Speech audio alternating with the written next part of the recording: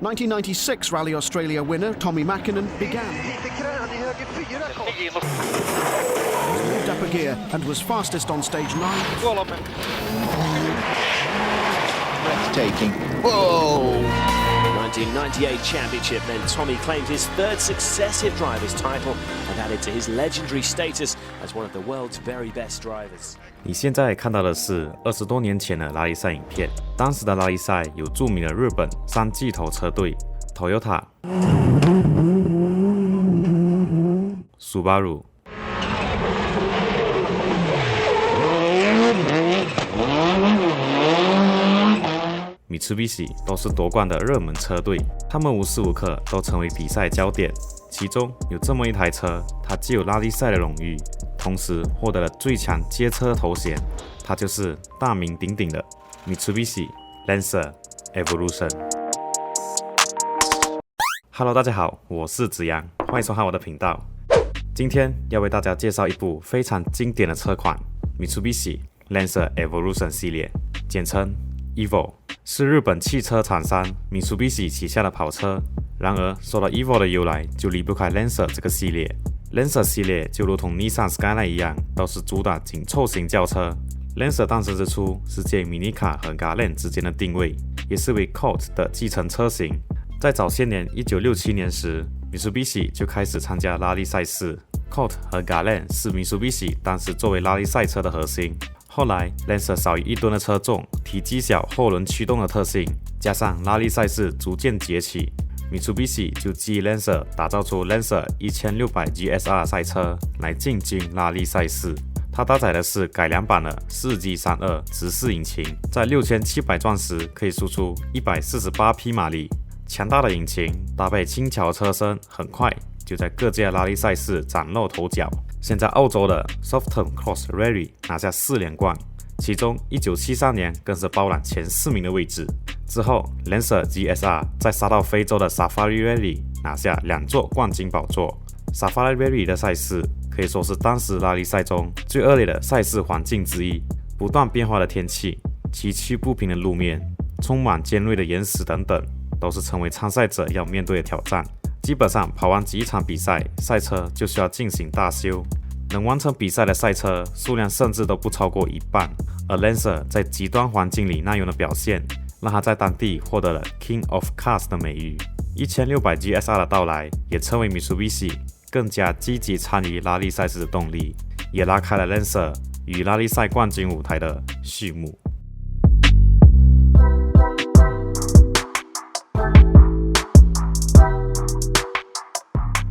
时间来到1991年，第4代 Lancer 发布，以 Mirage 共用各种零部件的 Lancer， 相较前代有更加圆滑的外观。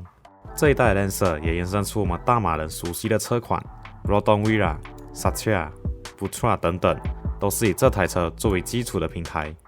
回到正题，由于 WRC 取消了 Group B 组别，改用 Group A 作为最新的赛事组别，所以这时的 Mitsubishi 在拉力赛上就由 Galen VR4 来参加 A 组级别的赛事。然而 WRC 的赛场路况会遇到各种路障或者建筑物的影响， Galen 庞大的体型及重量大大限制了他在应付各种狭小赛道时的表现。即使当时搭载强大的 4G63T 引擎和 Dynamic 44驱系统的加持，也无法发挥全部实力。说到 4G63T 这个引擎，也是后来 Evo 常年使用的机器。它是一台 2.0 升直列4缸涡轮增压引擎，由于本身是铸铁打造，使它拥有深度改装的潜力和耐用性，而且因为它扭矩良好的特性，常常会出现在各种车型，像越野车、货车甚至 MPV 都可以安装这颗万用的引擎。回到 Evo 线上，狭小弯曲多的路道自然成为 Galen 的瓶颈。在开发团队处于如何给 Galen 减轻的问题进展时，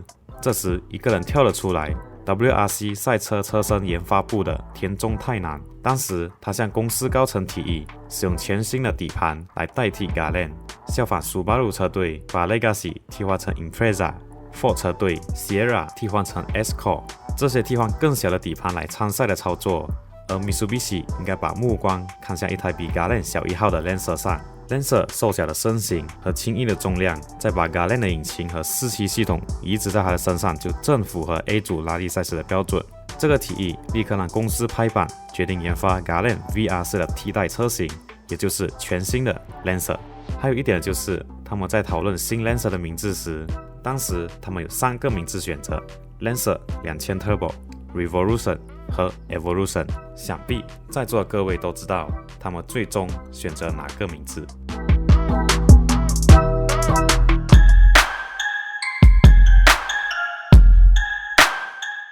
1992年9月，代号 ECD9A， 车名 Mitsubishi Lancer Evolution 正式登场。专门参加拉力赛的 Evo 当时只生产2500台车，可没想到，仅专注参加 WRC 赛事而没去做市场营销的 Evo 却得到市场庞大的支持。3天内，2500台 Evo 订单直接售空，让 Mitsubishi 不得再追加生产 Evo。最终有7628台 Evo 成功售出。高人气的 Evo 搭载4G63涡轮增压引擎，可以爆发250匹马力，309牛米有矩。Evo 的试售车基本上分成2种 ，GSR 和 RS。基本上可以当作 GSR 是豪华版本，而 RS 是赛车版本。舍弃了电动窗、音响等豪华配备，为之后的改装更加宽松。这些配备的减轻，使它的车重仅有1170公斤，功率重量比高达 4.8。要知道，这个比例是优秀于 Nissan 的 Skyline R32 GTR 的数据。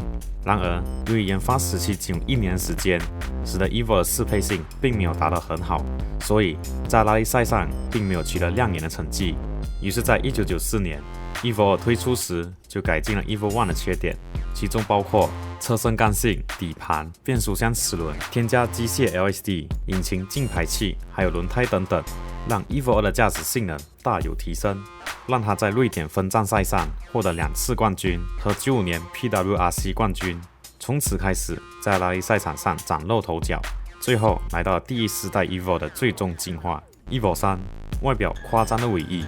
大开口的保险杠以及粗犷的包围。内部引擎压缩比提高，涡轮口径增大，让它在6250转速时可以爆发270匹马力。还有 Evo 3还有我们熟悉的系统 PCCS， 也是众多车迷喜欢的声浪 Anti-lag。Anti-lag 回火系统简单来说就是可以让涡轮车在低转速时可以保持高转速的涡轮压力，让车辆在低速时可以更快获得涡轮的支持，来提高加速性能。但在运作时，工作原理原因就会产生类似鞭炮的声音。当然，这种激进的系统自然不会下放到一般的民用车上。除了 Evo， 据说原厂的 Evo 3就有完整的一套 Anti-lag 系统在里面，只是用了电板封锁了这个系统，需要透过一些手法才能将其打开。所以市面上的 Evo 会如此暴躁是有原因的。回到 Evo 3上，导入全新的 PCCS 系统后，无论是在加速还是过弯，都比之前的 Evo 更上一层楼。在1996年这一年，5场 WRC 分站赛冠军让 Evo 的驾驶者 Tommy McKenny 以123积分获得车手总冠军。再来，仅次于 WRC 的 PWRC 系列称霸了2届前3名的位置，足以证明 Evo 3的强大。它的光芒原来各种影视和电玩游戏都有它的身影。成龙饰演的霹雳火，动画《头文字 D》帝王车队队长的座驾，极品飞车 Forza Horizon、One on Midnight 系列等等，都是让 Evo 3走向世界的舞台。就因为 Evo 3的高名气，也让许多大马车迷都会把自己的 Vera convert 成 Evo 3的样子。而 Evo 最强街车的头衔就在这一代开始，慢慢的展现出来。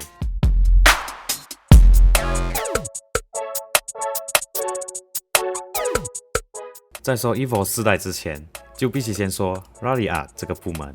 Rally Art 最早成立于1983年，当时是为了参与 WRC 拉力赛事，而以欧洲作为 Mitsubishi 赛车运动的发掘地。在征战 WRC 期间，都是由 Rally Art 来代表 Mitsubishi。之后还以 Rally Art 之名进军售后改装市场，推出市售性能车款。所以 Evo 能达到今天的成就，离不开 Rally Art 背后的支持。到了1995年，Lancer 进入了第5代，而 Evo 也随之迎来大改款。除了全新的样貌外，与前代最大差别就是舍弃传统的 LSD， 改有 Mitsubishi 全新的 AYC。透过检测车辆纵横向的加速、转向、刹车和节气门开启幅度等等的感应器，回报给电脑来分析控制车辆的引擎扭力，来配合左右后轮，来让车子可以更高速过弯。还有另一个大改动，就是为了解决踩油门时引擎会有激烈跳动的问题。Evo 4的引擎调转方向，然后位置摆放在另一边，并且马力来到了280匹。有了 AYC 和4G63的加持 ，Evo 4可以在拉力赛上更加随心所欲。良好的操控和加速性，加上 Tommy McKenny 车手操刀，并成功在 WRC 97-98年赛季 ，McKenny 2届都站在了冠军车手的舞台上。紧接着 Evo 5的出现，改善 Evo 4的 AYC 引擎、刹车系统等等。这些细节的改动，让 Evo 摇身成为当时拉力赛天花板级别的存在，一举拿下了车手和车队的赛季冠军。当然 ，Evo 的进化还在继续。Evo 6大幅提高空气动力学和冷却系统，双层可调式尾翼和加大中冷器以外，为了达到极致的冷却效果，车牌还特地设计在左边，使得空气更加容易流入中冷里面。同样 ，Evo 6的性能成功为 McKenny 拿到了第4个车手冠军，成为 WRC 历史上第一位夺得连续4年的冠军车手。还有 Evo 6还成为 Bottom Pur 车队的主力赛车，在 Karamji Singh 的带领下夺得2002年 PWRC 冠军。到了2000年，为了纪念 McKenny 连续获得世界的车手冠军，推出 Tommy McKenny Edition， 也是我们熟悉的 Evo 6.5 代，专属 McKenny 标志的 Recaro 椅子 ，NK 白色轮毂是识别 TME 主要特征，尤其红色烤漆和专属拉花是 TME 最广为人知的形象。然而，光鲜亮丽的之后，总有一天会迎来没落的时刻。Tommy McKenny 的转队，让 Evo 从此与 WRC 冠军舞台正式道别。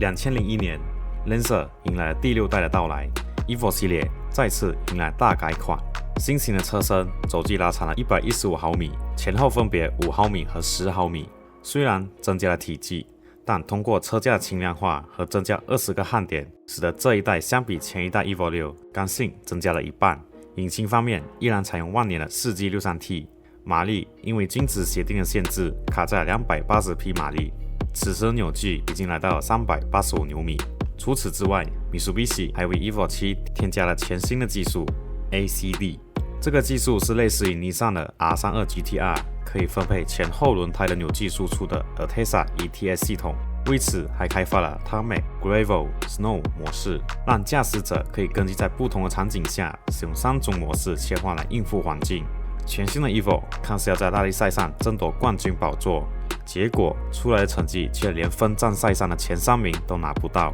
看来 McKenny 的转队对 Mitsubishi 来说无疑是巨大的损失，甚至在 PWRC 上也成为 Subaru 的陪衬。而且第7代 Evo 也开始走向市场妥协的道路上，发布了拥有自动挡的 GTA 版本，更加宁静的排气系统、豪华内饰和8项皮革电动座椅。然而，因为自动挡的变速箱安装，马力下调至272匹马力。Evo 7是 Evo 系列第一次采用自动挡的车，同时也是超重的一个车型。到了第8代 Evo 再次进化，传统铅齿轮的 AYC 升级成结构更加复杂的新型齿轮，并重新命名 SAYC， 用了整整7代车型的5速手动变速箱，终于有了6速手动。这代 Evo 开始将市场目标转向北美和欧洲市场，为他们推出了 MR 版本，部分零部件替换成了碳纤维和铝合金材质，底盘采用 Bilstein 的避震器。再来 Evo 8除了有 MR 版本外，还有传说中的 MRFQ 版，这是仅有贩售在英国的特仕版车型，由 Rari Art UK 代理，以及 Rampage Tuning、Owen、Environments 和 Flow Race Engines 改装公司所调教的 FQ400。FQ400 拥有411匹马力，481牛米扭矩，换算每升 202.8 马力的功率，是当时汽车引擎中每升功率最高的引擎之一。FQ400 在 3.5 秒内就可以达到60英里加速，在 12.1 秒完成04加速，而最高时速可以高达282公里每小时。真正让 FQ400 名声大噪的是来自知名的英国电视节目 Top Gear 的一次演出。他们把 FQ400 下放到节目经常用来测试车辆圈速的地方进行圈速测试。那时的 FQ400 以 1.1 秒的差距，差点干掉当时的顶尖超跑 Lamborghini Murcielago 的赛道纪录。这种重量级的表现，也让 FQ400 在民间被冠上了 Quick 的荣誉，所以它的全名应该叫做 Mitsubishi Lancer Evolution A Mitsubishi Racing Quick 400。8代 Evo 充满暴躁、带有细腻的表现，自然让许多车迷期待第9代的到来。终于到了2005年 ，Evo 迎来了第9代诞生。Evo 9导入了 MyVet 可变气门正时系统，涡轮方面采用镁合金作为压缩机的叶轮，与传统的铝合金相比，响应速度更加良好。但这都不是重点，重点是取消了 Evo 8标志性的富士山型格栅。这个格栅是由戴姆勒公司旗下的设计师所设计的。由于格栅中间的部分会导致散热器的散热性能下降，空气阻力增加，因此 Volley Face 才会在9代赛上取消。外观党表示，真的很可惜啊。这一代的 Evo 累积了各种 Mitsubishi 最新技术以及 WRC 所换来的经验调教，使它的原厂具有强大的天赋和深度改装的潜力。即使当时的 Evo 马力封顶在280匹，但是有各种改装大厂都有为 Evo 推出高性能的改装件，500匹、700匹，甚至1000匹以上都可以做到，因此它被冠上了最强街车的头衔。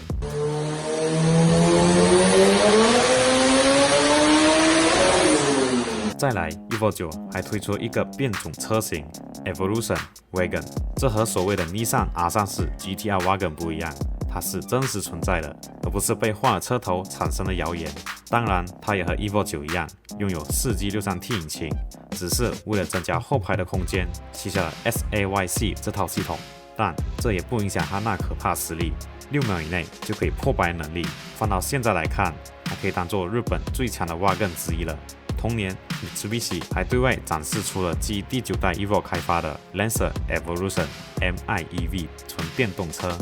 ，4颗轮胎都以一副马达来达成4轮驱动，可以输出270匹马力，扭矩更达到了515牛米。不过，因为重量以及成本问题，最终没有进行量产。但从此刻开始，就已经看见 Mitsubishi 有意图开始转向绿色能源的发展，也间接影响了 Evo 系列此后的生命周期。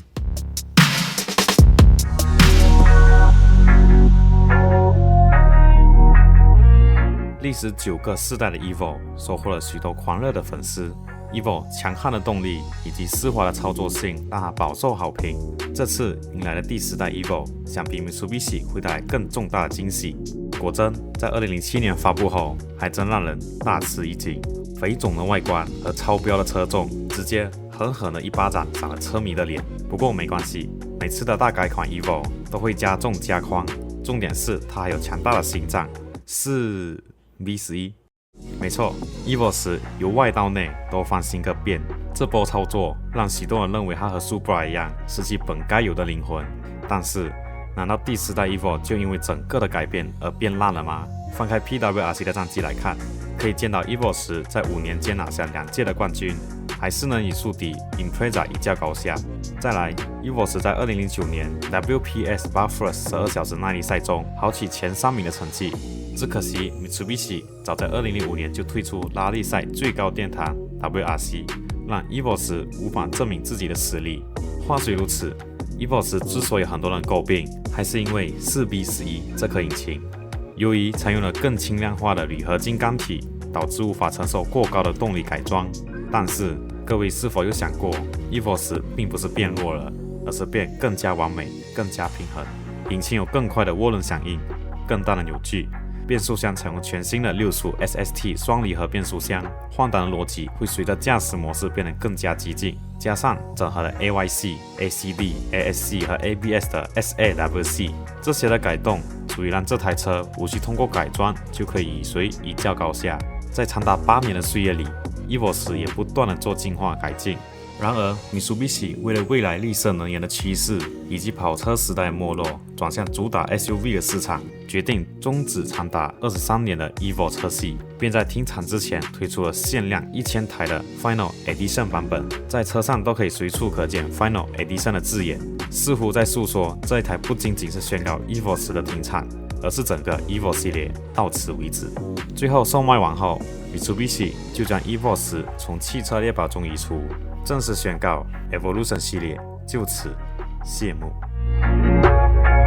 Evolution 在车迷眼中有着重高的地位 ，WRC 4连冠、刺耳的鞭炮声、不讲理的加速力和飘逸的过弯，又或者网络各种超乎想象的改装，都是来自 Evo 的魅力。很遗憾的是，身为跑车的 Evo 终究还是因为时代的变迁走向了尽头。即便到了现在 ，GR Supra、BRZ、Ferrari 400G 的出现，依旧无法打动 Mitsubishi 复活 Evo 的念头。最后，我们回头来看 Evo 所拿下的战绩 ，WRC 一共获得了26场分站冠军 ，PWRC 11次冠军，加上换标的 Broughton Pert 就有12个冠军，基本上生涯都统治了整个 PWRC 的赛场。然而，在 WRC 上 ，Evo 似乎无法得心应手，因为阻挡他的就是号称 Evo WRC 生涯中一生的宿敌，拿下46次分站冠军，连霸3年车队冠军的霸主，他就是接下来要说的 Subaru Impreza WRX。